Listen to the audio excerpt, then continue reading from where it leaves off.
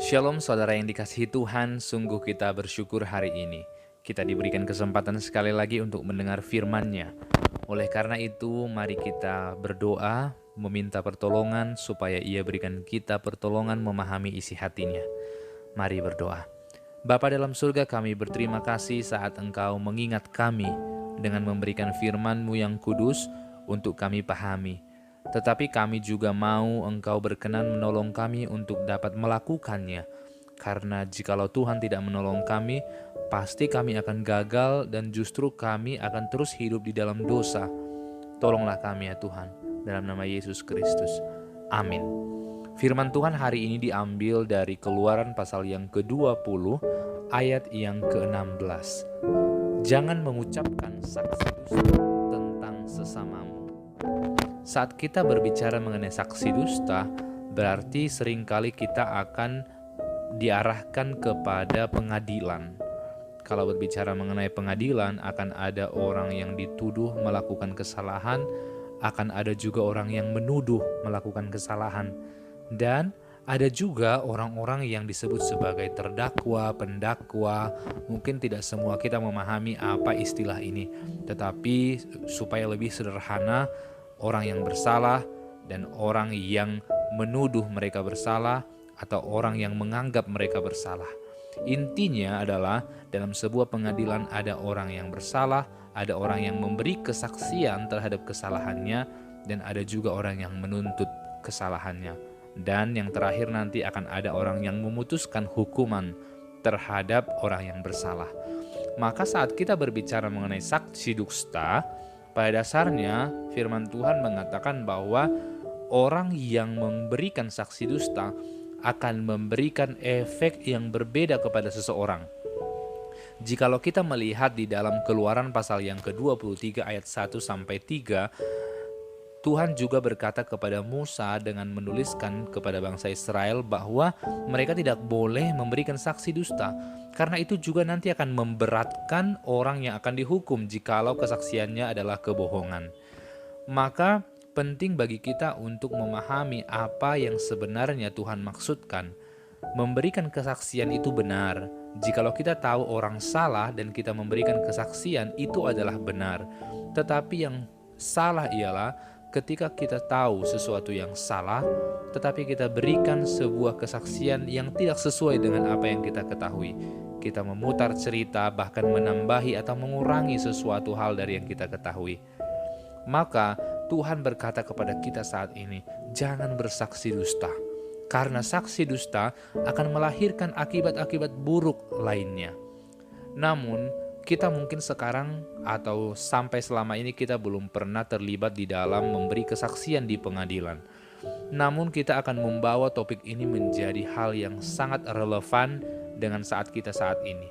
Mungkin kita tidak pernah melakukan kesaksian di pengadilan, tetapi pernahkah kita mengucapkan kata-kata yang justru berbeda dari kenyataan? Saat ini kita telah banyak dipengaruhi oleh sosial media, di mana berita-berita berkembang dengan begitu cepat. Hari ini berita terbaru keluar, besok berita yang paling baru lagi keluar, dan kita tidak mampu menyaring mana yang benar dan mana yang salah. Sampai akhirnya beberapa dari informasi itu kita terima sebagai sesuatu yang benar. Maka itu pun adalah sebuah tindakan dalam memberikan kesaksian yang salah ketika informasi itu bukanlah informasi yang sesuai dengan realita. Maka pertanyaannya, apakah kita pernah terlibat di dalam melakukan hal demikian? Jika kita terlibat dalam melakukan hal demikian, apa yang seharusnya kita kerjakan? Hal yang harus kita lakukan ialah untuk terus dapat mengendalikan diri, untuk terus dapat memikirkan matang-matang apa yang harus kita kerjakan, apa yang harus kita ketik dalam sosial media kita, apa yang harus kita ucapkan, karena itu akan mempengaruhi banyak hal.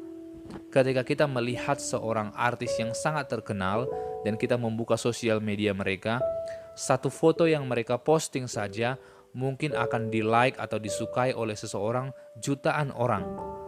Coba bayangkan jikalau satu artis yang terkenal itu memberikan sebuah berita bohong, maka jutaan orang mungkin akan terpengaruh dengan berita itu. Maka firman Tuhan ini sungguh relevan dengan kita saat ini. sungguh dekat dengan kita saat ini. Orang yang berbohong, mungkin ia tidak sengaja, tetapi orang yang berbohong harus belajar bagaimana dapat mengendalikan diri. Maka saat ini kita perlu berpikir, bagaimana aku dapat memberikan kesaksian yang benar? Bagaimana aku dapat memberitakan yang benar? Maka ini juga yang dialami oleh Paulus pada zaman Perjanjian Baru, ketika banyak aliran-aliran palsu yang mengajarkan tentang Injil. Maka Paulus berulang kali datang kepada jemaat di Galatia dengan berkata, jangan percaya kepada filsafat mereka yang kosong, jangan percaya kepada mereka para penipu. Karena firman Tuhan yang benar adalah tetap untuk selama-lamanya. Namun begitu banyak orang yang mau memutar balikkan firman Tuhan. Namun kita mungkin tidak sadar akan hal ini, bahwa mereka semua telah melakukan saksi kebohongan, sehingga mungkin kita percaya kepadanya. Maka jikalau kita pernah terlibat di dalam hal-hal melakukan kebohongan, datanglah kepada Tuhan meminta ampun. Mintalah supaya Dia dapat mengendalikan diri kita untuk lagi tidak dapat mengeluarkan kata-kata yang tidak bertanggung jawab. Mungkin dalam hal-hal sederhana, tidak berbohong kepada teman, tidak berbohong kepada orang tua, tidak berbohong kepada keluarga, tidak berbohong kepada orang-orang di sekitar kita. Maka perlahan-lahan kita akan mulai mengetahui bahwa kata-kata itu harus betul-betul dipikirkan. Kiranya Tuhan menolong kita mengendalikan lidah kita, pikiran dan hati kita. Amin. Bapa dalam surga, seringkali kami menerima informasi, bahkan menyebarkan informasi mungkin tanpa memikirkan dalam-dalam. Oleh karena itu ampuni dan kasihanilah kami. Tolonglah kami ke depannya supaya kami lebih bijaksana memilih kata-kata kami. Terpujilah namamu, dalam nama Yesus Kristus. Amin.